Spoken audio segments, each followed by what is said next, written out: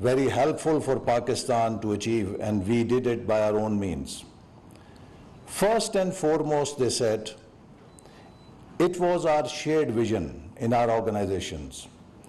The whole organization, right from a janitor up to the head of the institution, shared a common purpose, and it was aligned with that mission. Number two, they said that we enjoyed stability of leadership and continuity of policies. And one of them jokingly said that, if we also had tenures of our chairmen, like you have tenures of prime ministers, so we would be making phuljadis. We would not be, today in possession of this capability. Number three, they said, we did not compromise on merit. Starting from recruitment to posting and promotion, we always tried our best to preserve merit in our organizations.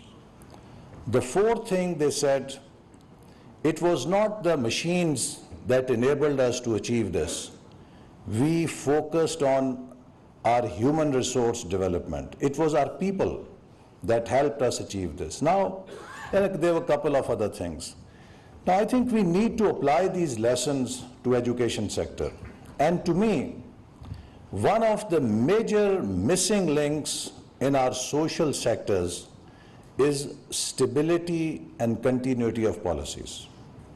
We have given these sectors to fast changing tenures of our civil servants.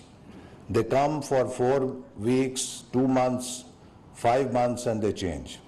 Similarly, if you look at the district level, the quality of human resource we have, for example, I would say that while you are focusing on the next challenges, to me the single most important challenge is how do we manage our education system at district level.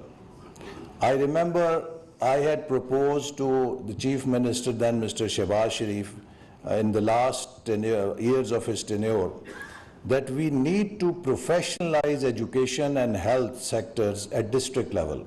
So we did manage to create District Education Authority and District Health Authority, but beyond that it could not be fully implemented in letter and spirit, because again the old guard took over those authorities and they became irrelevant from the purpose for which they were set up. And what was my point of suggesting to him that we set up these professional bodies? For example, now in my district, I think the education budget would be somewhere 2.5 to 3 billion rupees. And similarly for bigger districts, it would run into 5 or 7 or 8 billion rupees. Now, who is the manager sitting on that big colossal amount of funds? He's just a school teacher who happens to be a district education officer or a chief executive of the District Education Authority, who has no modern management skills. His only function is to serve as a printing press for posting and transfer orders. That's it. So what I had proposed to the Chief Minister was that, if we can take out 1% of the budget and put it on the PMU for that district, for example, why cannot we have a market-based recruitment for the Chief Executive of the District Education Authority? Someone who is at the top of the education budget should be best and the brightest. And it should be open to civil servants or from private sector, whoever is interested. They should come with the right skills. They should have modern education in management, in education planning, in education management, so that the whole budget becomes productive. And then they must enjoy a stability of tenure. They must serve for 3 years. They should be accountable. There should be an oversight body, and in a province there should be a provincial education authority whose role should be to regulate the education as well as do performance management of the district education authorities. So some out-of-box solution to make this investment productive. It is not that we are investing any less money. For example, I'm sure province of Punjab's budget for education would be something like 400 billion rupees or so, plus minus. For Sindh, it would be plus minus 300 billion rupees. Now, that's not a small amount of money. But are we getting the right rate of return?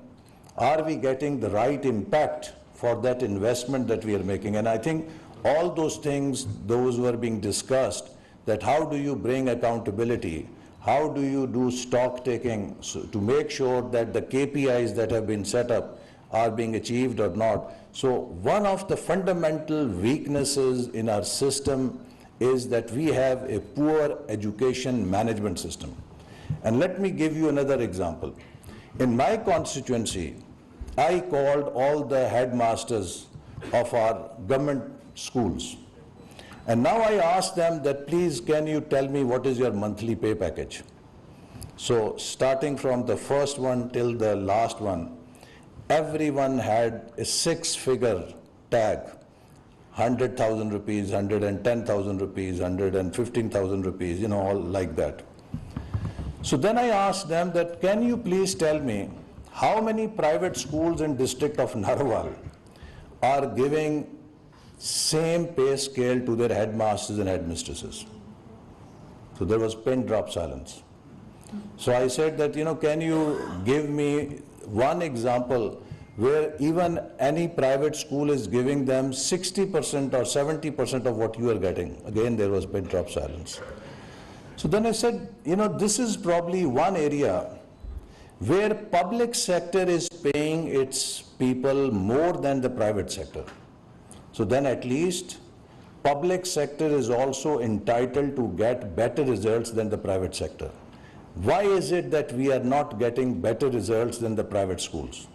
So is it not a food for thought for you? And is it not that, you will be also held accountable on day of judgment, that, you were getting this double salary or far more salary than private sector schools and your performance was far worse than the private schools? And so why is it so? I think one of the fundamental reasons is that at one time when we were very young, there used to be a very effective function of education department known as inspectorate or education inspectors. So there was a regular accountability.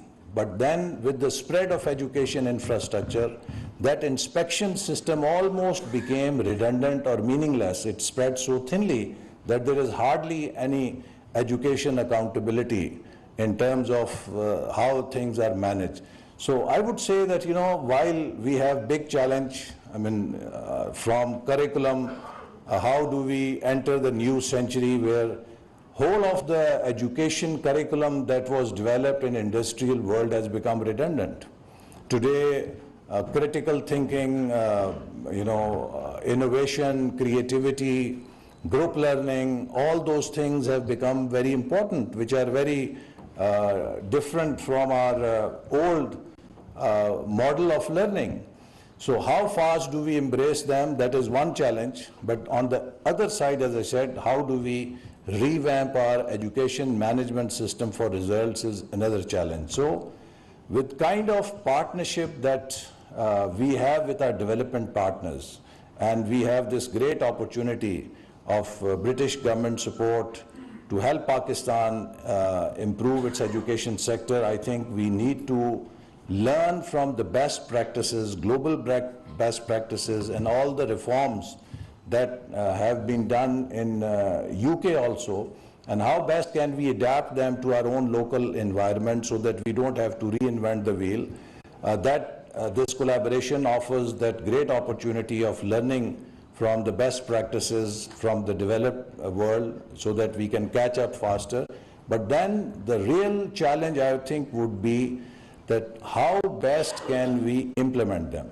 Because we are not very poor in making policies.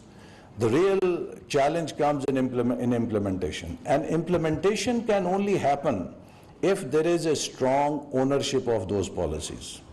And therefore, my personal tragedy has been that I have been part of two great exercises of dreams for this country. First, Vision 2010, where we thought that Pakistan can achieve the goal of becoming an upper middle income country by 2010. It was distracted through political events, and there was martial law, and the whole thing was thrown out of the window. Second time, Vision 2025, where we thought that by 2025 we can be in the top 25 economies of the world, and we were very much on target by 2017 when PricewaterhouseCoopers projected us to be in the top 20 economies by 2030. But then again a political change and the whole vision was thrown out of the window. So when I was in Adiala jail, for no fault of mine, because I was building a sports complex in my district that put me in a death sentence cell for more than 2 months, I used to reflect that, I was part of 2 initiatives to put Pakistan on a fast-track path, and both times they were intercepted by political changes and could not continue. So what can we do differently so that our development plans do not suffer from such disruptions in future? So the only answer I could think of was that our civil society and citizens need to be given ownership of the reforms and the policies.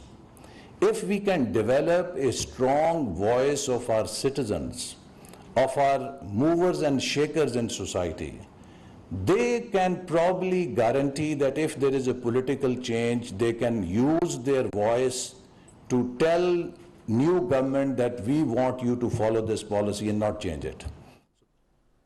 وفاقی وزیر احسن اقبال تقریب سے خطاب کر رہے تھے. انہوں نے کہا کہ تعلیمی شعبے کو جدید بنانے کے لیے قابل افراد کی خدمات کی جانی چاہیے. امریکی یونیورسٹیوں سے دنیا کے متعدد ممالک نے فائدہ اٹھایا ہے، لیکن پاکستان نے اس سے فائدہ نہیں اٹھایا.